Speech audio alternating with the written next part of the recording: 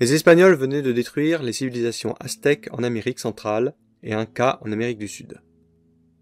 Déjà, ils fondaient un empire et organisaient des traversées régulières à destination de l'Europe, pour y déverser les richesses tirées des mines d'Amérique. Et voici que d'autres pays d'Europe cherchaient à s'installer au Nouveau Monde. L'Angleterre, la Hollande, la France se manifestaient. Le Portugal avait déjà mis la main sur le Brésil. Vers l'an 1600, l'Angleterre possède une colonie en Virginie, et la Hollande un territoire où se dresse la Nouvelle-Amsterdam, ancêtre de New York. Ils ne trouvent pas d'or dans ces régions, mais on peut y faire fortune avec le coton et le tabac. Les premiers colons font travailler des Indiens sur les plantations, mais bientôt leurs territoires sont si vastes qu'il manque de main-d'œuvre. C'est alors que des commerçants d'Europe proposent de leur vendre de la main-d'œuvre originaire de la côte occidentale d'Afrique. Depuis le XVIe siècle, via des réseaux d'intermédiaires africains, roitelets locaux entre autres, ces commerçants vendent aux propriétaires blancs des Amériques et aux maîtres des plantations des populations d'Afrique devenues esclaves et endurèrent pendant longtemps de mauvais traitements. Établis au Canada, les Français colonisent la vallée du Mississippi. En hommage à Louis XIV, ils lui donnent le nom de Louisiane. La population des colonies anglaises augmente rapidement, et les persécutions dont les puritains sont l'objet en Angleterre ne sont pas étrangères au phénomène. Des navires entiers déversent sur le sol américain des hommes courageux, décidés à se faire une nouvelle vie, louant Dieu à leur manière. Peu à peu, ils annexeront des territoires acquis par les Hollandais. New Amsterdam devient ainsi New York. Souvent, les immigrants arrivent sans rien, n'ayant pour toute fortune que leurs vêtements et leur courage. Il leur faut défricher la terre avant de se loger, puis fabriquer un mobilier rudimentaire. Ils font des maisons de rondins, car le bois abonde dans le pays. En 1732, il existe déjà 13 colonies qui formeront plus tard l'Union, noyau des futurs États-Unis. Elles portent les noms de New Hampshire, Massachusetts, Rhode Island, Connecticut, New York, New Jersey, Pennsylvanie, Delaware, Maryland, Virginie, Caroline du Nord, Caroline du Sud et Géorgie. Toutes ont un gouvernement particulier et obéissent au gouverneur envoyé par la métropole, ou appointé par le gouvernement britannique. Mais leur prospérité croissante et les nouvelles qui se répandent en métropole à leur sujet ne manquent pas d'attirer l'attention du gouvernement de Londres. Il y a là une nouvelle source de richesse pour les finances nationales. On impose alors des restrictions sur le commerce. On lève des taxes sur les colonies. Celles-ci se voient même interdire la création d'industries, qui risqueraient de concurrencer celles de Grande-Bretagne. De plus, elles doivent fournir des troupes et des vivres aux armées britanniques, engagées dans la lutte contre les Français au Canada. Enfin, elles ont à payer des droits sur une quantité de biens de consommation tels que le thé. En 1765, afin de renflouer les caisses après la guerre de 7 ans, Londres fait passer une loi sur la presse. Dorénavant, une taxe frappera tous les journaux paraissant dans les pays anglo-saxons. Les colonies en sont donc atteintes et les Américains sont exaspérés par cette mesure. La taxe est alors supprimée. Mais l'amertume née des intentions de la métropole garde toute son acuité. Quelques-uns font remarquer que les Américains n'ont pas un seul représentant au Parlement. Cela n'arrange rien. Quels moyens ont-ils de faire entendre leur voix et leur grief contre la Grande-Bretagne ? La colère monte. Le mécontentement s'accroît lorsque l'Angleterre, loin de reconnaître l'aide substantielle que les Américains lui ont apportée au Canada, contre la France, pendant la guerre de 7 ans, entre 1756 et 1763, fait la sourde oreille à leurs réclamations. Un jour de l'année 1773, juste après la nouvelle taxe sur le thé, les Américains se déguisent en Indiens et montent à bord des bateaux ancrés dans le port de Boston, prêts à partir pour l'Angleterre. Peu après, ils jettent le thé à la mer. C'est la fameuse échauffourée de Boston, la Boston Tea Party. L'Angleterre riposte en fermant le port de Boston et en supprimant la charte de la ville. Les Américains rédigent une déclaration des droits et décident d'interdire l'importation de marchandises britanniques jusqu'à ce que Boston recouvre ses droits civiques. La guerre ouverte ne peut plus être évitée. Les incidents survenus en 1775 à Lexington et Concord, dans le Massachusetts, marquent le signal des hostilités. Les Américains se tournent alors vers un propriétaire de Virginie, George Washington, dont le grand-père était né en Angleterre, pour commander les nouvelles troupes continentales. Les événements sont d'abord défavorables aux insurgés, bien qu'il soit parvenu à évincer de Boston le général britannique Robert Howe. Mais ils n'en font pas moins des plans sérieux pour affirmer leur indépendance et instaurer leur gouvernement. En 1776, plusieurs représentants américains se réunissent pour formuler une déclaration d'indépendance. On y voit John Adams, juriste dans le Massachusetts, Benjamin Franklin, originaire de Boston, écrivain et homme de science, et Thomas Jefferson, juriste de Virginie. En réalité, Jefferson est le principal auteur de la Déclaration d'indépendance, publiée officiellement le 4 juillet 1776 à Philadelphie. Ce sera le plus grand événement de l'histoire des États-Unis. Ce document constituera la base de la Constitution écrite des Américains, rédigée 11 ans plus tard. La célèbre déclaration stipule dans l'un de ses articles que ces colonies unies sont et doivent être, en droit, des États libres et indépendants. Elle affirme aussi que tous les hommes naissent égaux, qu'ils reçoivent de leur créateur certains droits inaliénables, parmi lesquels la vie, la liberté et la recherche du bonheur. L'année 1777 marque un tournant dans les hostilités. Un officier britannique, le général Burgoyne, qui cherche à séparer les États du Nord de ceux du Sud, doit capituler à la bataille de Saratoga. À partir de ce moment, les Américains vont de victoire en victoire. La défaite de l'Angleterre est encore soulignée par l'intervention de la France, en faveur des Américains. Le général Cornwallis, envoyé par la Grande-Bretagne pour prendre la tête des troupes anglaises, est cerné en 1781 dans Yorktown et est contraint de se rendre. 2 ans plus tard, la guerre est pratiquement terminée.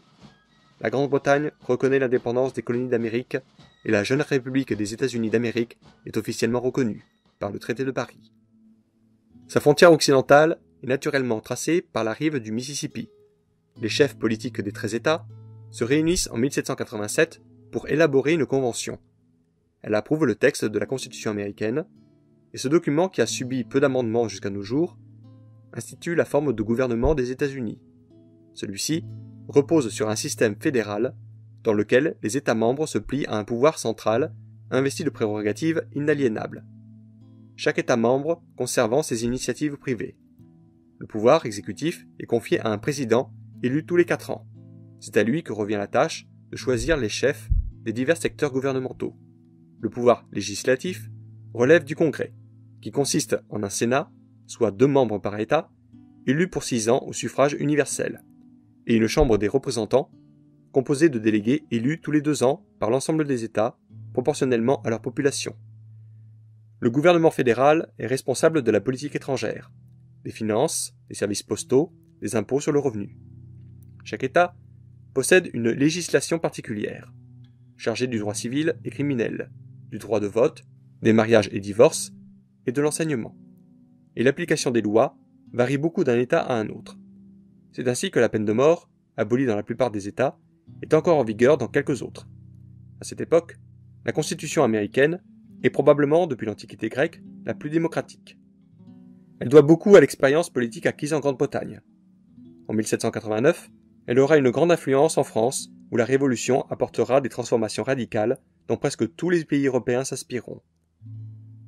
George Washington devient président de la République des États-Unis et entre en fonction en 1789. Il est réélu en 1793.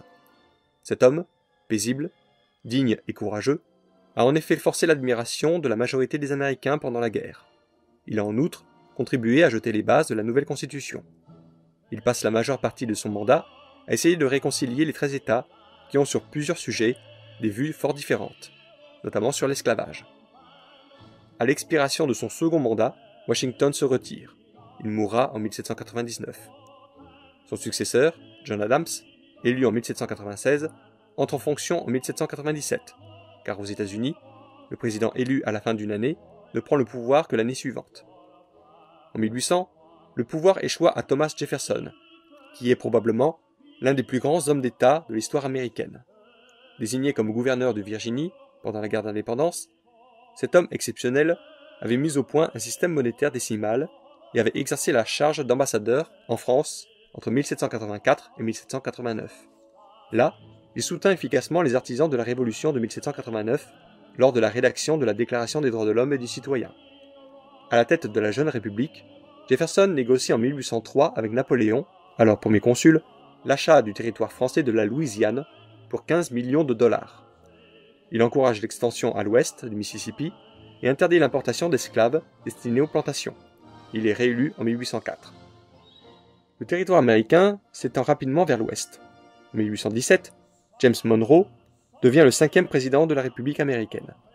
Ce juriste a rempli sous le gouvernement de ses prédécesseurs plusieurs charges importantes. Il fera connaître au cours de son 2e mandat la fameuse doctrine de Monroe, l'Amérique aux Américains. Ce programme, raisonnable à cette époque, a l'inconvénient d'entraîner une politique d'isolationnisme.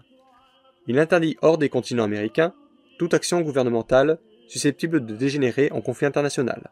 Cette ligne de conduite, judicieuse en certains cas, conduira à fermer les yeux sur des affaires où l'influence américaine aurait pu être salutaire. En 1829, un citoyen de la Caroline du Sud est élu à la présidence des États-Unis, Andrew Jackson, qui a fait une brillante carrière dans l'armée au cours de la guerre contre la Grande-Bretagne entre 1812 et 1814. Le prétexte de cette guerre étrange était la saisie de marins américains par des bateaux anglais et la violation du droit de neutralité. Résultat nul, les deux camps se considèrent comme vainqueurs. Jackson est le premier président qui représente le jeune parti démocratique, opposé aux républicains. Il encourage les États à résister au contrôle du gouvernement fédéral. À cette époque, les Américains ne cessent de talonner les Indiens pour s'étendre vers l'ouest. Après Jackson, l'esclavage devient le grand sujet de controverse. Aboli par le Parlement britannique en 1833, le problème atteint désormais son point crucial aux États-Unis en 1833. En 1833, une société anti-esclavagiste voit le jour.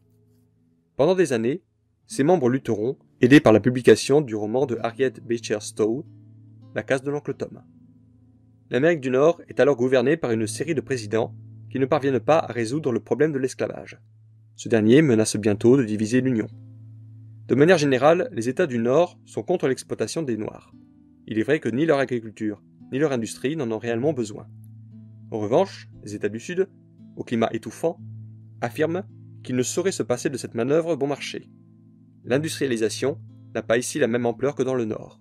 L'économie repose surtout sur l'agriculture. Les sudistes, mécontents des efforts que font les nordistes pour améliorer le sort des esclaves, menacent de quitter l'Union, et donc de faire sécession, et de former une confédération à part. Une figure nouvelle apparaît alors dans ce chaos, celle d'Abraham Lincoln. Un homme droit, opposé à la fois à l'esclavage et à la sécession. Républicain, il est élu président en 1860. C'est l'époque où les États du Sud décident de faire sécession. En 1861, la guerre éclate entre nordistes et sudistes. Près de 700 000 personnes trouveront la mort au cours d'engagements d'une âpreté extrême. Décidé à sauvegarder l'Union, Lincoln poursuit les hostilités dans le seul but de contraindre les sudistes à se rendre et de détruire leur confédération. Ils se battent avec une énergie farouche et remportent d'abord un nombre considérable de victoires sous le commandement de brillants généraux, Robert Lee et Stonewall Jackson. Mais les nordistes ont des moyens bien supérieurs et gagnent finalement la guerre. Le général Lee rend les armes devant Ulysse Grant, général de l'Union, à Appomattox, en Virginie, en 1865. Les combats ont eu lieu en partie dans le sud, qui s'en trouve appauvri. De plus, l'esclavage ayant été aboli pendant les années de guerre, en 1863, les esclaves du sud abandonnent les planteurs. 5 jours après la reddition du sud, Lincoln est assassiné dans un théâtre de Washington par John Booth, un sudiste qui estime avoir des griefs personnels contre le vainqueur. C'est une perte considérable pour l'Union, car le Nord vient de perdre l'homme de la réconciliation et de la sagesse.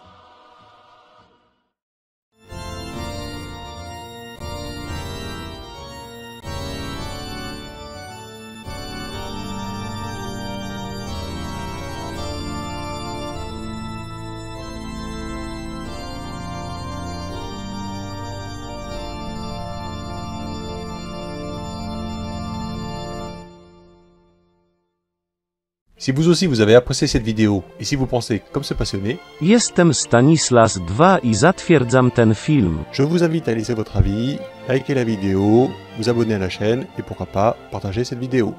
Merci.